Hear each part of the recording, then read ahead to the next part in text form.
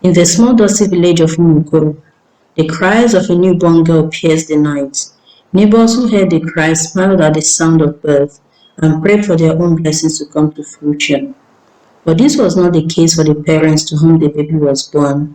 To them, the sound was not a blessing, it was a burden. "It's a girl," the midwife exclaimed.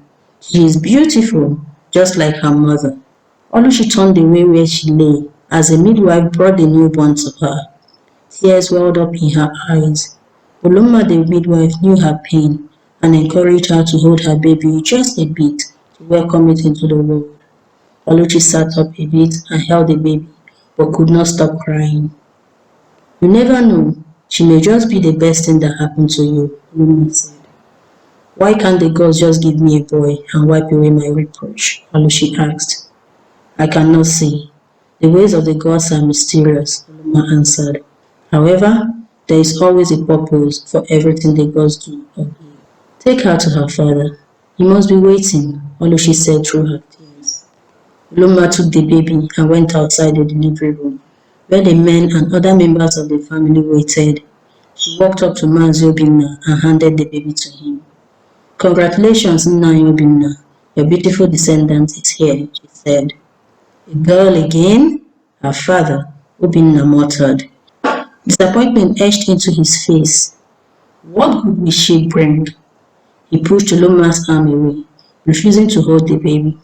Oluchi was standing at the door of the delivery room, sobbing. Uloma turned to her, and she nodded to her to bring the child over. She held her newborn. The whispering began. "This is her third child. Each one is a girl. The gods must have cursed her. Maybe she offended the gods and does not know it. It may just be her fate not to have a male child. Her place in this family is done. He's only the third wife after all. Can he at least hold the baby?" Mazin Doka's voice carried over the murmuring. "He has to hold her and he has to name her. That is a tradition. We can deal with the issues of the gods wanting this or that later." Mazobina knew in his heart that Mazin Duka was right. He asked his wife to bring the child. He cradled the infant half-heartedly. If only it was a boy, he thought. Emotions welled in his heart. The gods know better, but his heart does not want this. However, he has to pronounce a blessing and a name. The baby bore a birthmark that looked like a half-moon on the back of her neck, and her face was so much as that of his late grandaunt. Mazobina swallowed hard and spoke. "As the moon rises, so shall your strength and wisdom. You shall harness your full strength whenever the moon is full, and the breaking of each day shall manifest the secrets of the plants to you. You shall be called Adobe." Everyone was stunned.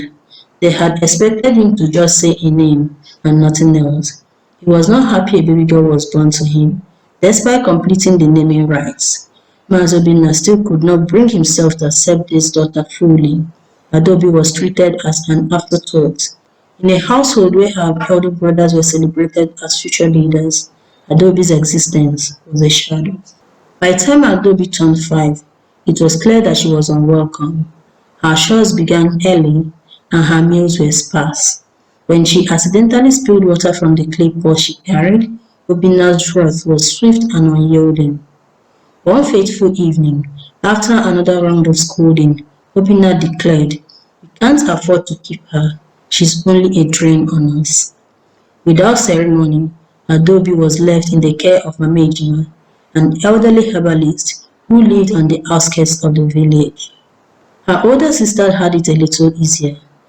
They were with their mother until they turned 10 and were sent to Mazogu to learn to weave clothing. Adobe was only 5. It was soon after her older sisters were sent away that Oluchi got pregnant again. She had hoped she could keep the child. Mazobina was adamant. Oluchi had no choice. "Mama Ejima will take care of you," she said to her child as they prepared to leave. "Follow her instructions as if I was the one. Learn everything that she teaches you. And may the gods keep you, my child." Adobe cried as she watched her parents leave. Mama Ejima walked up to her, held her hand, and took her into her hut. Mama Ejima was a curious woman. feared and respected for her knowledge of herbs and roots. She spoke little, but her actions were warm. "You are not unwanted," she told Adobe one night. "The universe has a purpose for everyone, even the forgotten." Even with Mama Ejima, Adobe's days were filled with tending to plants, grinding leaves, and observing the elderly woman as she prepared remedies for illnesses ranging from malaria to infertility. Her curious mind was always filled with questions. Why prune the plant? Why do I grind this together with the bark of the neem tree, but not the other? And when Mama Ejima was done attending to the patients and they were relaxing, working on the herb farm or eating dinner, she would ask her questions. One day, a villager arrived carrying a convulsing child. Mama Ejima quickly mixed herbs and bark into a concoction. Adobe watched closely, memorizing each step. When the child recovered within hours, Adobe's curiosity blossomed into passion. Life with Mama Ejima was not easy. As the days went by, Adobe learned that Mama Ejima did not live on the outskirts of town because she wished to, but because she was excommunicated from the village. She was perceived to be a witch, and the villagers' whispers about witchcraft made them outcasts. Adobe endured taunts and stone throwing whenever she ventured out. One evening, during dinner, she quietly asked, "Mama, if you were really a witch, why do so many people still bring their sick ones to you?" Mama Ejima smiled. "You are observant and quite intelligent for your age," she said. "Really, I don't understand it. They taunt me and throw stones at me, yet they bring their loved ones to you to heal. I guess deep down, they know the accusations are false, but the damage has been done. And when you do not know how to make amends, you keep up appearances." Mama Ejima answered. "I have another question, Mama," Adobe said. "Yes, go on, ask it. Everyone calls you Mama Ejima, but I have never seen your children. Where are they now?" Mama Ejima's face became solemn.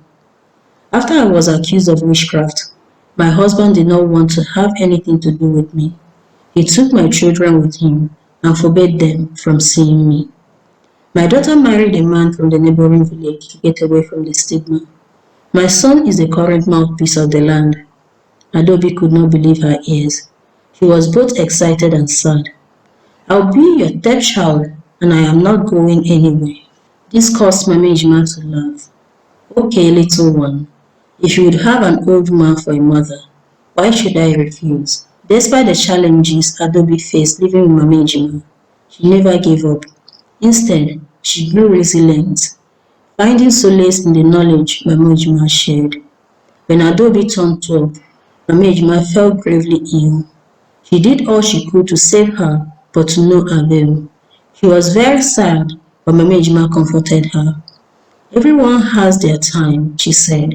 "Perhaps mine has come. At such times, we have to yield to the will of the gods." Before Mama Ejima passed away, her last words to Adobe were, "Use what I have taught you. Help people. Heal the world."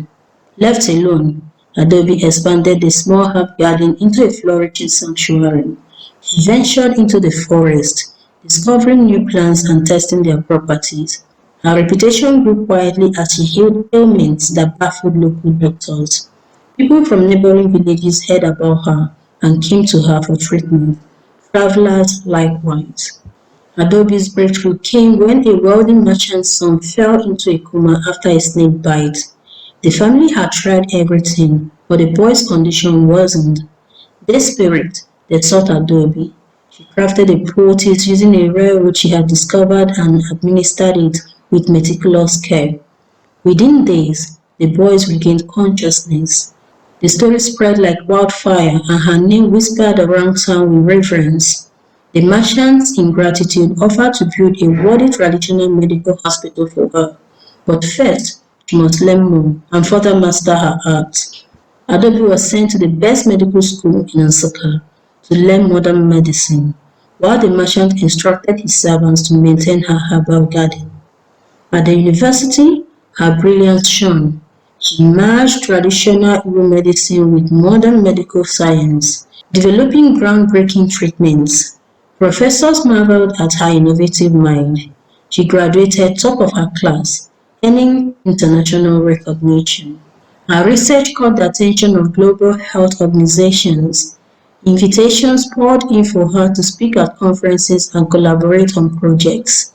Yet, Adobe never forgot her roots. She returned to Mukuru and established a state-of-the-art medical center that combined modern equipment with a thriving herbal garden. One morning, Adobe's assistant informed her of a family seeking urgent help for their patriarch. It was Mazi Obinna. Time had etched deep lines into his face, and his once commanding presence was now frail. Beside him stood his three wives, Oluchi, Nnenna, and Olamma, and Adobe's brothers. Their expressions a mix of desperation and shame. They did not recognize her. Doctor, please save him. Nnenna, Olamma, and Oluchi pleaded in unison, tears streaming down their faces. Adobe carefully examined Mazi Obinna. He was suffering from a condition that required both surgical intervention and a herbal regimen. As she worked, flashes of her childhood surfaced: the hunger, the neglect, the pain, the abandonment, but she pushed them aside, focusing on her oath to heal. She had promised Mama Ejima, and she had taken an oath at the medical school. The gods had been kind to her, and the merchant had paid for her training. She had come this far. She would not ruin it with anger or hate. Days later, Obinna opened his eyes. "Where am I?" he asked weakly. "We are in the care of someone who believes every life is worth saving," Adobe replied, her voice steady. Mazobina looked around and recognized the hospital. The hospital has been the talk of town, and many no longer cared if the person that owned it or connected to it was a witch or not. They were more focused on the blessing it brought to their land, and that they could access good health care at a low cost. Everyone knew it was built in memory of Amejima by her apprentice. Recognition dawned slowly. "Adobe, is it really you?" Oluchi whispered, her voice trembling. "Yes, Nne." Tears flowed freely. Maazobina reached for her hand, his grip feeble. "I was wrong. I failed you. The gods sure knew what they were doing." Adobe's eyes softened. "You gave me life. That was enough." News of Adobe's reunion with her family spread. Some called it divine justice. Others saw it as a testament to forgiveness. For Adobe, it was closure. She was glad she could take care of her mother, who despite having three children was deprived of them all because they were girls. She vowed to support girls and help the community see that the girl child also has a purpose.